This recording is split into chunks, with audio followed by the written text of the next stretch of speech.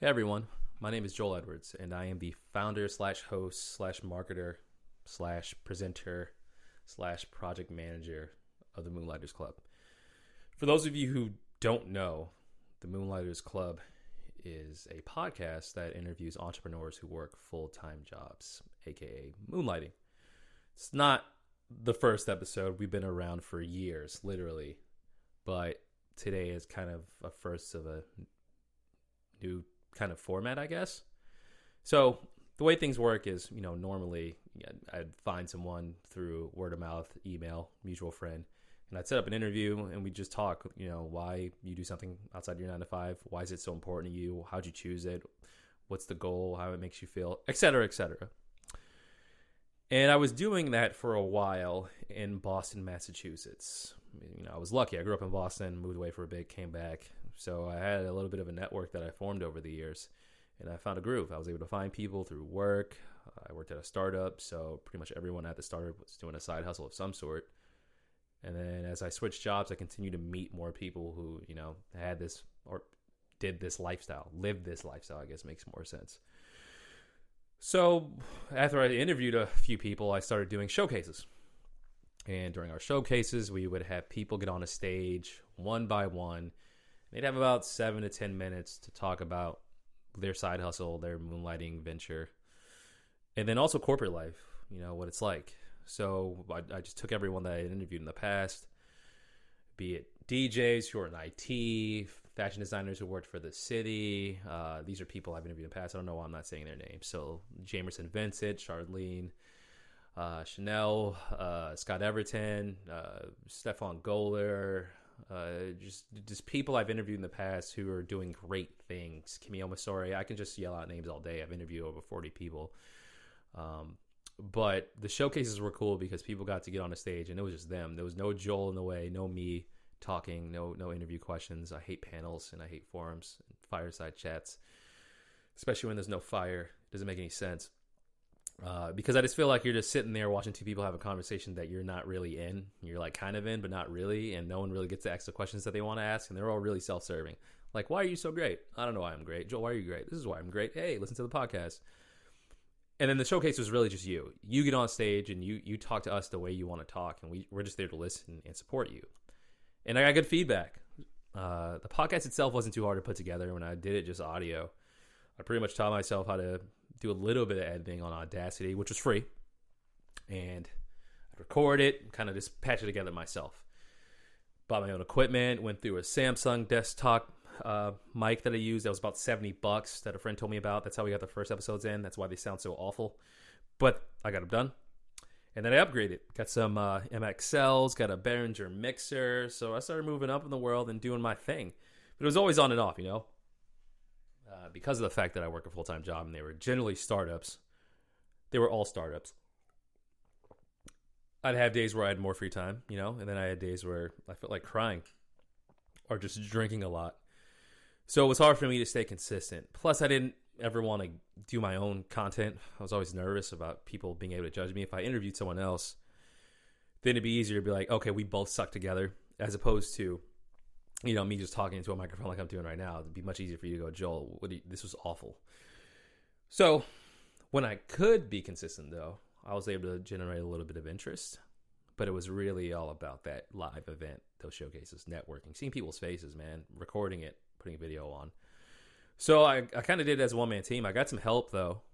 Great help from a brother by the name of Devontae, who I met on Upwork.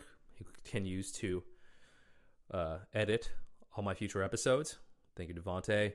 My friend Stefan Goller helped me put on the live events, and my friend Dwayne Johnson would help me do a lot of stuff too. He was a huge help. We were able to plan, strategize, and continue to hold events.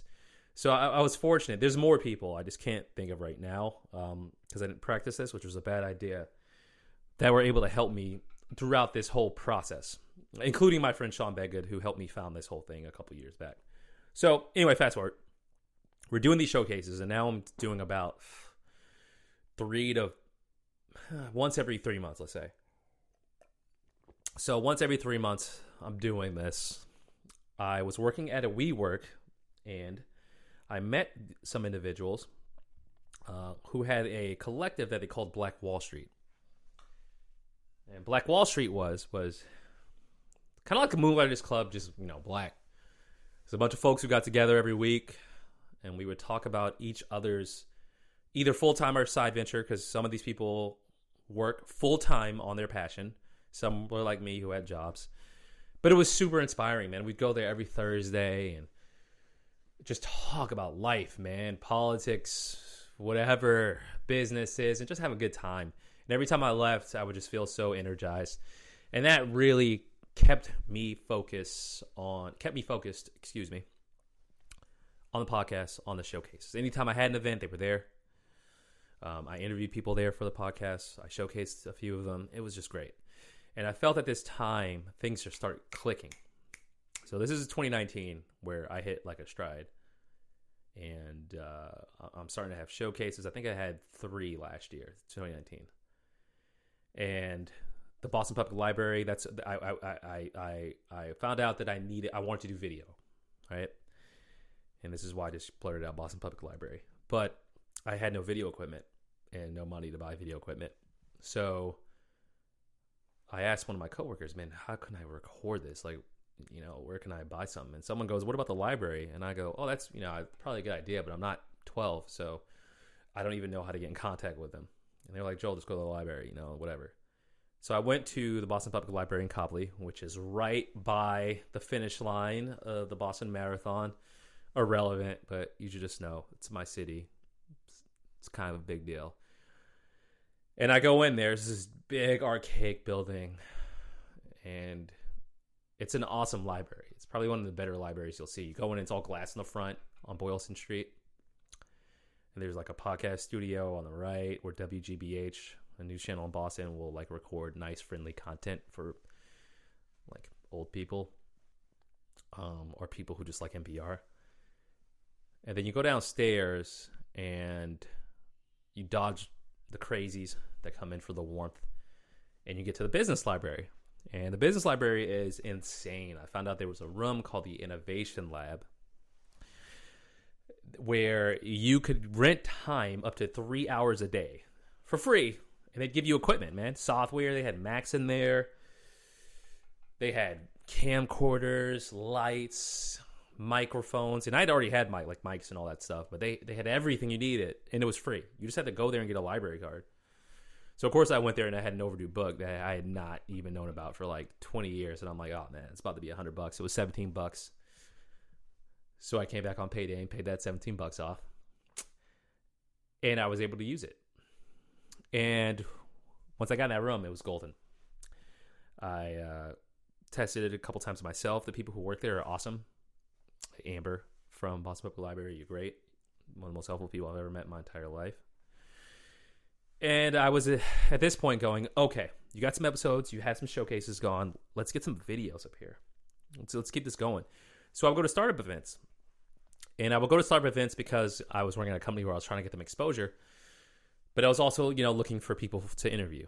And one day I went to, what was this called? Summerfest.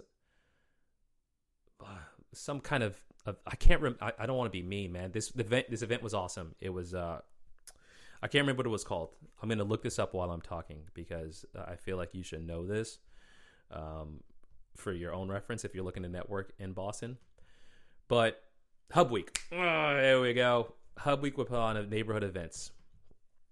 And once a month in the summertime, they would just pick random events, random areas in Boston where they would have like workshops and then networking time. So they had one in Somerville.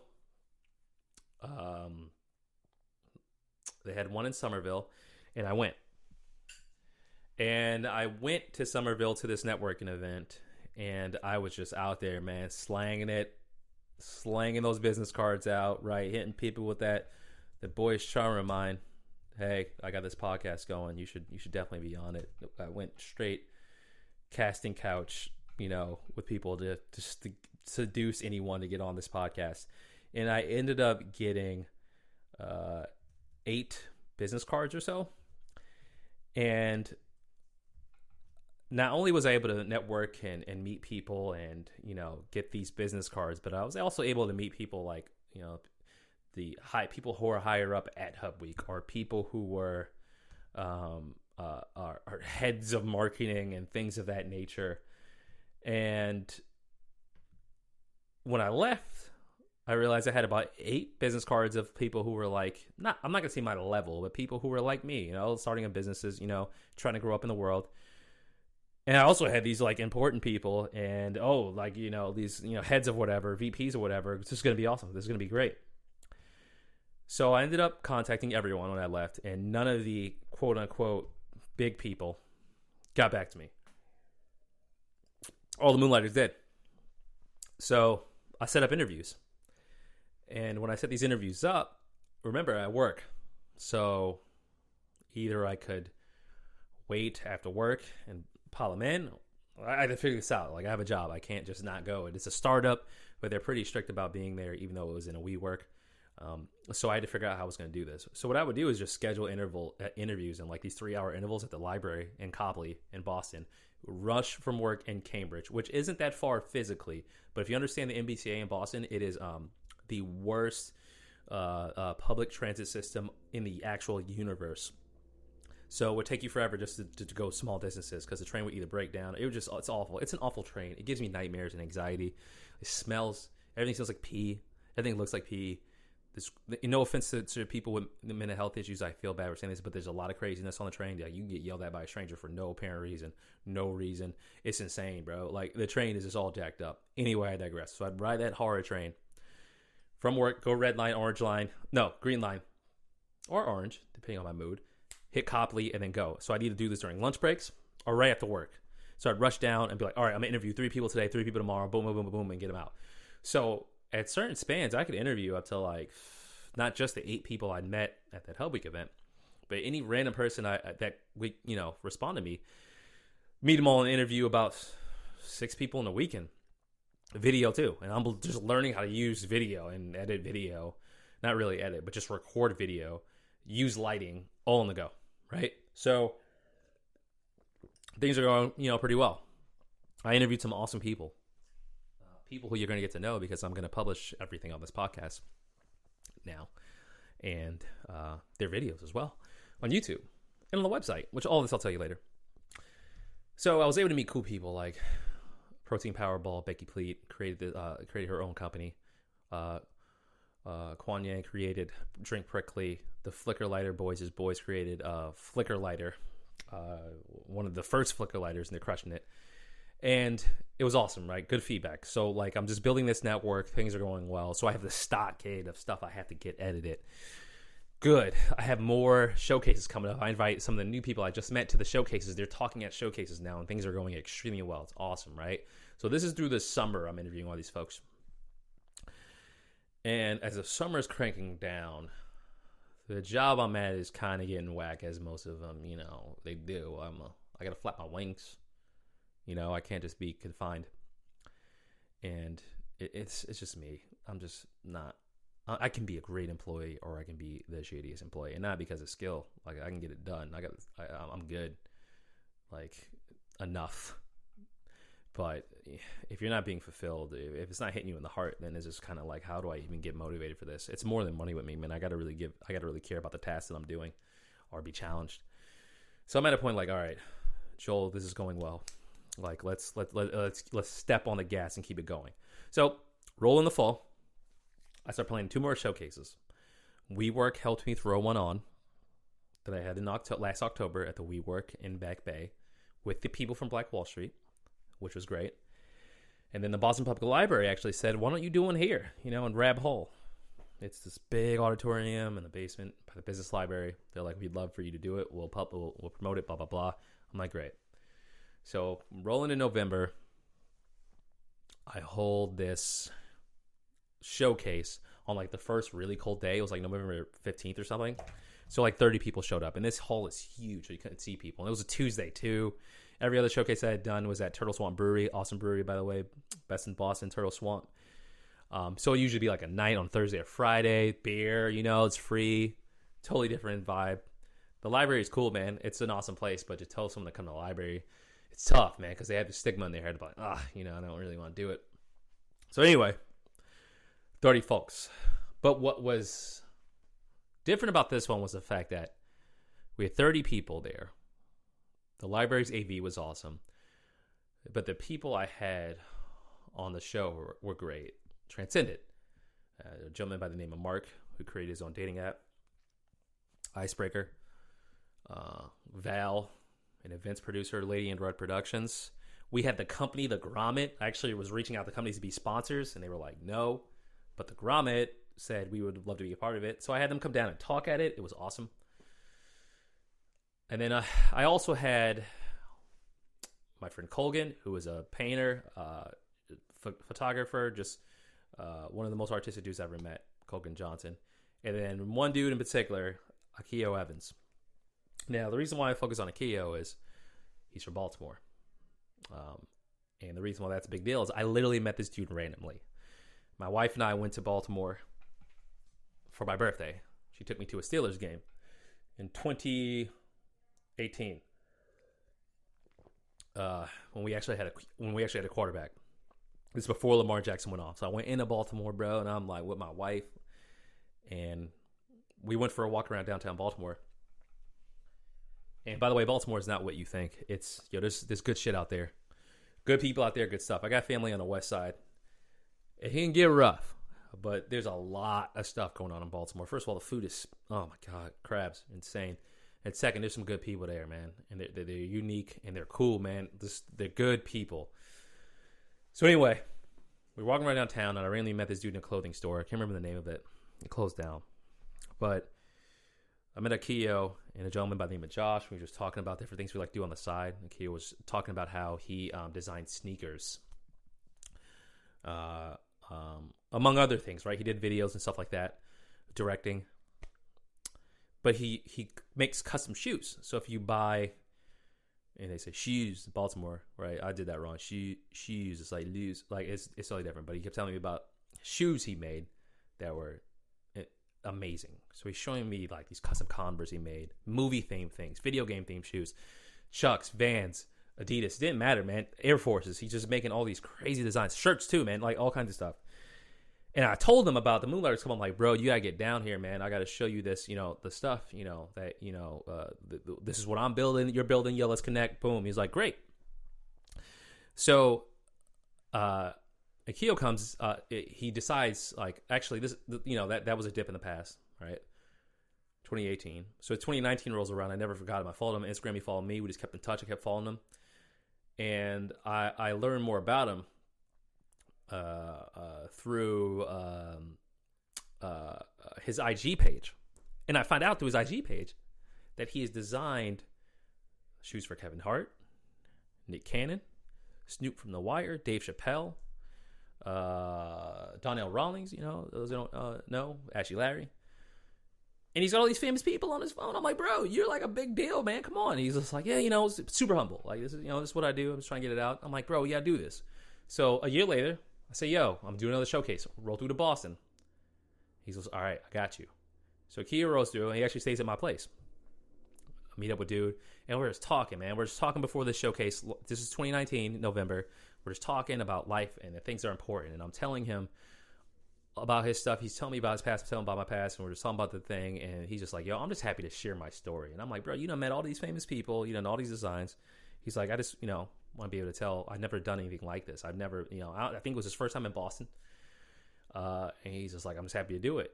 And when those 30 people showed up for the showcase in November, he's like, I don't care if 3 people come. Like, no, him, Colgan, they were just like, we don't care who comes. We just want to tell our story. And he did. And people loved it. Loved it. So after that, I was like, we're doing the right thing. Like, it really is about, it's not about me, it's about y'all. And we should share more of you to the rest of the world, the more of y'all, the more of the Moonlighters, because there are more people out here who just want some sort of inspiration. So after that, I just felt energized. I'm like, yo, we're on the right path. This is great. I'm just going to keep grinding on this. I want to get to a point where I can get some revenue and just really focus on this creatively. And then I hit a roadblock. And the roadblock was actually a good one. It wasn't a bad one, but I'm married, and that's not the roadblock. It can be, though, if it's not a good one. My wife hates Boston. She moved there from New Hampshire because she went to Tuck because she's smart, way smarter than I. Yeah, she holds it together. She'd moved there. She's originally from South Carolina, And she'd been in Boston, and she's just not a fan of it. She's always been talking about, I want to move back down south. And I'm like, I do not want to have to drive around. I hate driving far places. I grew up with, corner stores. So finally she wore me down, and I'm like, all right, we're moving. So it was hard for me to even tell people, man. It was awful. I didn't want to. I just was so embarrassed, man. I was just sad. I was depressed. Like, I didn't want to leave. I finally felt a groove, man. Got friends in Baltimore. I mean, we're doing showcases at the library. We have video now. And now I'm leaving. And we don't even know where. So we're going back and forth on places to go. And every place I hate. Charlotte, no. South Carolina, double no. Atlanta came up. I'm like, no. The only place in the South I want to go to was Texas. I love Houston. And I had a good time in Dallas. And she's just like, that's not happening. It's too far. I'm South Carolina. So I'm like, whatever. I used to live in the Midwest. I have family in Minnesota. I graduated from Eden Prairie High School. She said no. I didn't say no to Minnesota. That wasn't happening. I'll never move back to Minnesota. But like Chicago, I don't know. Just a big city, whatever. So finally I was like, all right. DC. Right? DC. It's chocolate city. It's not as chocolate as it used to be. It's more chocolatey than most cities in the Northeast in the U.S. It's like right in the middle of the Mason-Dixon. It's like northern and a southern city. And I can walk around, and get places. So we were like, cool. DC it is. So now I had to tell my friends. And I did. And it was awful. And it was crazy, too, because we moved in January of 2020. In 2019, in December, we were just going to be traveling a lot. And we went to a few places. I went to Alabama for my dad's birthday. Flew down to Atlanta and then caught a flight from Atlanta to Montgomery, Alabama, which is the shortest domestic flight I've been on. It's like 20 minutes. Half chicken plane. And then when I got back from my dad's, we were going to go to Kenya for a wedding. Her friend Helen. Which was awesome, but also sad because I knew as soon as I came back from Kenya, I was gone. I was done. So we went to Kenya at the time of my life in the motherland. Came back, got super sick. My wife thinks that we had coronavirus in December. It's not true. We didn't. We were just really sick. We were airplane sick. And then I had to pack up and move in a week. And I did. I moved like an NFL team, dude, changing locations in the middle of the night. And came to D.C. And came back for about a week because she had a conference in Boston. There was stuff I had to do and people I had to see. So we had a goodbye party in Boston after I'd already moved. So my friends are like, what the fuck? Like, there's people who like, dude, I didn't even know you were gone. And I'm like, yeah, I know. I have enemies. So I snuck out. So I finally had to say goodbye. Like, this is it. I'm out. And I dipped. And when I dipped, I was just super depressed, bro. Like, I was in D.C., in this one place. We were in our second apartment. Our first one was it was a nightmare. But the second one we got in is good. But anyway, I was in the first apartment we were in. Sad. Just all the time. Still working on stuff. Like, I updated my website thanks to help from Finna, from So Phenomenal. Finalon. Also cleared out my drive. I love managing assets, digital assets. So I was able to like clear all that out. But I was still just super depressed, man. I didn't know anyone. I didn't have a job, which I didn't care about. But still, it just keeps your mind off things. And I'm just like, what the F? So anyway, I get a job. I start interviewing. And start interviewing for a job that's based in London. So it was a bunch of video interviews. So I'm like, cool, this is cool. I can do this. We have a couple of video interviews, like whatever, went well. They're like, yo, you want to go to Miami for a second interview? I'm like, yes, I do. I went to Miami. Never been to Miami before. This year was my very first time going. And I was in Wynwood. I didn't even go to Miami Beach. I didn't feel like getting over there. It was too far. And I was only there for a day. Straight up business travel style, baby. I had a blazer on. I was ready, dog. My green blazer with like this floral Club Monaco shirt I wear. These brown leather shoes I got in Vietnam. I was killing them, dog. Killing them. Went down to Miami. Interviewed with one of the associates who works there. And hit it off. Went to Vasasur Brewery. One of the best breweries I've ever been to. Drank it up. Went back to the airport. Almost missed my flight because I got a little too drunk. And then I jumped on the plane, get back to DC. And they said, yo, you're good. We want you to come to London. So I'm like, cool, I got a little juice going now. I'm like, all right, I've been to Miami. I was meeting people in Miami, passing out cards like, what up, I'm Joe, blah, blah, blah. So you get that, when you travel, I feel like, and you're around the right people, you get this energy of like, oh shit, man. Like, it's this weird business energy you get, especially when you have a blazer on where you're like, I'm taking shit over. Let's do it. So I come back to DC and I'm like, all right, I'm reinvigorated. Let's go, man. I got something on this, let's go. Company calls me back. They want me. Now it's time to go to London. I'm starting officially with the squad. So I'm like, great. Fly out to London. Never been to London, by the way. I'd been to random places like Vietnam, Cuba, Kenya, Mexico, France. I'd been to France. But never England, which is stupid because if you're in Boston, it takes literally no time to get to London. Like, the flight I flew out was actually the day of the Super Bowl. I don't care. I'm a Steelers fan. I don't need to watch the Chiefs or the Niners. It was that night. That flight takes like 5 hours, and then that's it. And it's really quick, too. So I'm like, all right, yeah, let's do it. I'll go to London. I'm a kid with the Super Bowl, bro. Let's go. So I get on a plane, go to London. When I actually got in the airport, I took a bunch of CBD to relax my anxiety, and I almost lost my luggage because I left it at security and walked away. So I had to call a police officer and go through this whole process. But anyway, I got it. Got on the plane. Super turbulent. It sucked. Landed London. I did not sleep. So I've been up all night, and it's 5 hours ahead. So I had to go straight to work at 9 in the morning at this new company with zero sleep. Dude, I was a zombie. But I was in London, and London is dope. Especially if you're just in that mode of like, yo, I want to go out there and get it. I was in Shoreditch, which was sick, man. So many good places to eat, so many places to kick it. London was sick. Company hit it off great. And again, just being able to move around a bit, to stop thinking so much, I think was awesome for me. So I come back. I'm happy about this job. The flight back home was a nightmare. This lady who was sitting close to me threw up all over herself because she drank too much wine. Literally, she threw up through her hands. It was crazy. Blacked out. So anyway, I get back. Go to DC. And this was February. This is like February 3rd is when I landed in London, 2020. So this is pre-Rona, y'all. This is like Rona in China, Corona coming. And when I went to London, I remember going to security at the airport, and they were like, are you sick? You feel sick? This is coming back to America. And I'm like, no. They're like, you been to China lately? I go, no. They go, okay, you're gonna get on a plane. And that, in my head, at that point, I knew, yeah, this shit is coming.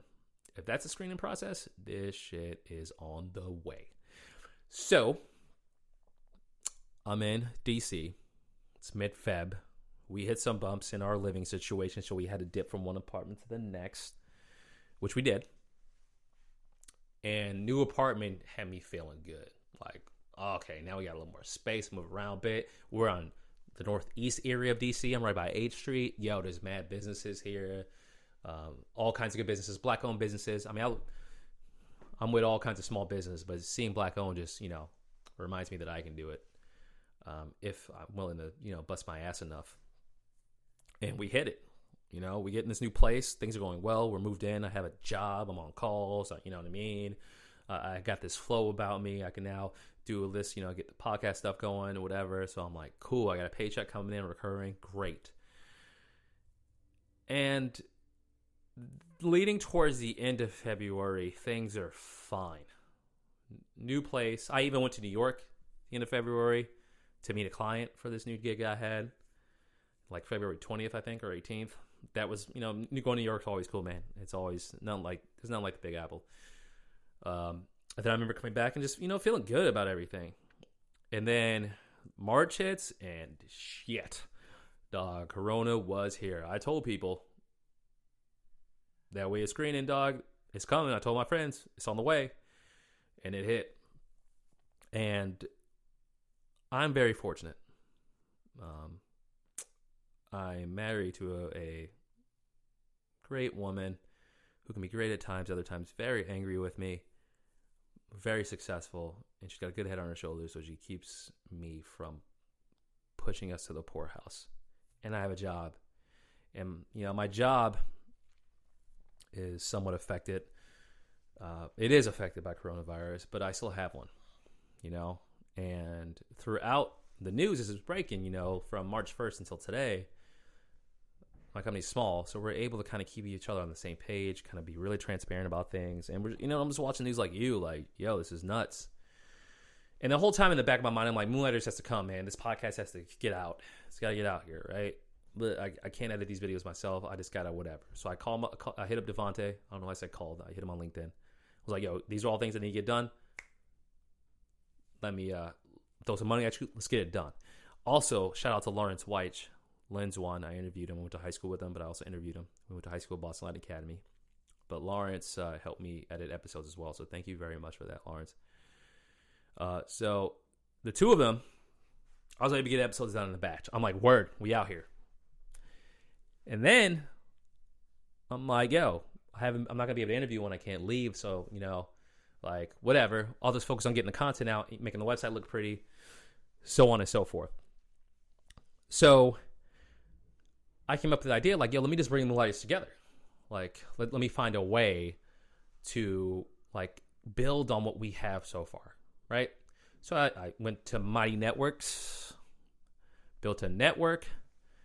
Didn't take too long. Mighty Networks did most of the work, and I invited everyone I'd ever interviewed or showcased. Not everyone has joined. It's like 20. Hello, join people. But a few people did join and exchange messages, which is all I need is one. One means it matters to someone to me, right? Doesn't mean it's going to make $1 million. Doesn't mean it's going to be the craziest thing in the world, but it means it matters to someone. Figure out why, and then build on that. So after that, I'm like, okay, I got this little network. I got some episodes done. I got all the episodes actually I need to get done are done. Got the network. Yo, like, okay, like we're on to something. And then Rona just obliterated New York City. As the stock market's tanking, people are dying across the world. The one thing that stuck in my head was how shitty certain employers were being to their employees. Virgin telling people to take 8 months vacation unpaid. Amazon workers not having protective gear. Garbage men in Pittsburgh walking off the job because they didn't feel that they were being protected. Heads of sports franchises not wanting to foot the bill for vendors and asking the athletes to do it. And through all that, and I hate that it was this, because, most of the reason I get inspired, most of the reasons I become inspired while doing the Moonlighters Club is because of the Moonlighters, man. It's just because people really care about something. They're really passionate about it. And and it's not just that, it's just watching someone talk about something they really care about. It's always fun to see that.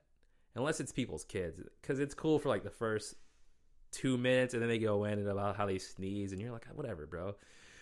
But everything else is generally good. So the Moonlighters, the good is what pushes me, but for this time, it was the bad. And I just realized if there was ever in a time where I needed to give more of a fuck about my common man/woman, it's now. So here I am. Here we are. My focus is you. It's your passion. It's your business. It's for the person who has no inkling to ever start a business. It's to say hi. How you doing, man? How's work? Were you laid off? Do you still have a job? Is it going well? Do you want to talk to someone about it? We're all here. We've all been through it, or we're going through it. I mean, I currently work right now. I love my company. But I love innovating. I love organizing. So I'll always want to do this. So I'm back full force. And I'm going to continue to get episodes and publish episodes. I'm a one-man band. I contract most things out. So I'm just going to have to find my time to get this done. Weekends, late nights, lunch breaks. Who cares? I just got to get shit done. And that's what I'm going to do. I'm continue to find people to interview. Corona's got me in the crib on 23-hour lockdown, 23/7. But I can still hit up Zencaster or Squadcast and interview somebody virtually, which I will do. I will continue to publish new episodes. I've got about 15. So these people I've been naming, the Quans of the world, the Beckys of the world, Becky from Protein Powerball, and all the innovative people I met last year, those episodes are coming out. I'm just going to I'm just going to I'm going to bang on your door until you listen to that interview. These are exceptional people doing exceptional things, all while working, having the same stress I have about paying bills and staying employed, and they're doing amazing things. And I got to tell people about it. I need people to know that it's not just you. We're all super stressed and frustrated and sad, scared. But let's find that bridge. Let's find that common area where we can all meet and figure out how we're going to get out of this, or weather the storm. So that's what we're going to do. So I'll continue to do things like this, me talking in the microphone, grabbing scruff on my face. I haven't had a haircut since February 1st. I can't grow a lot of hair on my face. I'm just so homeless looking right now. It's depressing, but I've embraced it at this point. It's just like, but I can't drink a lot because when I wake up hungover and then look at my face with all this hair and scruff on into my head, then I feel double depressed. So I'm just gonna be super healthy so I can kind of feel like I'm all natural instead of just down on my luck, drunk dude, beardy look. So you're gonna get more episodes. There's gonna be some videos. I'm just going to have to go without the haircut, but I'm going to get a camera. That's my next thing. I don't want to do videos with my computer unless the lighting is super right because the camera's not good, man. You really got to get your own. So I'm just going to wait till prices keep going down on these electric retailers and do that. Buy a camcorder, get a tripod, hit play, talk to myself. In the meantime, tell your friends. Stay tuned. Not only do we have new episodes coming on the podcast, we'll have more videos on YouTube. The Moonlighters Network that I built on Mighty Networks. If you would like to join, email me at joel@moonlightersclub.com. I think that's the easiest way. Or you could find the network, actually, if you go Moonlighters Club Network, Mighty Networks. Or just go to Mighty Networks and put in Moonlighters Club. I think you can find us. We're in there. My website, moonlightersclub.com, is where I post everything from every showcase video, interviews, profile pages for the people we've interviewed. I just want people to be able to get their business out there and their dreams out there. And this isn't just about business, man. If your dream is painting or just for nothing, just to keep it for yourself, I want to talk to you. If you act, if you sing, if you break dance, beatbox. What is bebop? I don't even know what that is. I made that up. But I just don't care what your passion is or what your goal is. It's really about finding that peace from this thing that we call the corporate grind, that 9 to 5, and how we plan to deal with it and overcome it. So there'll be more Joel. There'll be more scruffed out host. I will pledge to you that you'll get more of this. And I hope you love it. I just want to make enough money to buy bourbon, to build a collection, so I can seem really distinguished when you come to my house. That's all I need. And I travel occasionally. I thought I wanted to be the richest guy in the world, but I don't. I've seen who those people are. I don't want anything to do with that. I just want all of us to have more access to the things that we care about. And hopefully this podcast helps people get there. So, again, my name is Joel Edwards, originally from Boston. Graduated from high school in Minnesota. Moved back to Boston. Now I live in D.C. Host of the Moonlighters Club. Saying hello and saying stay tuned. There's plenty of me to come. Good night.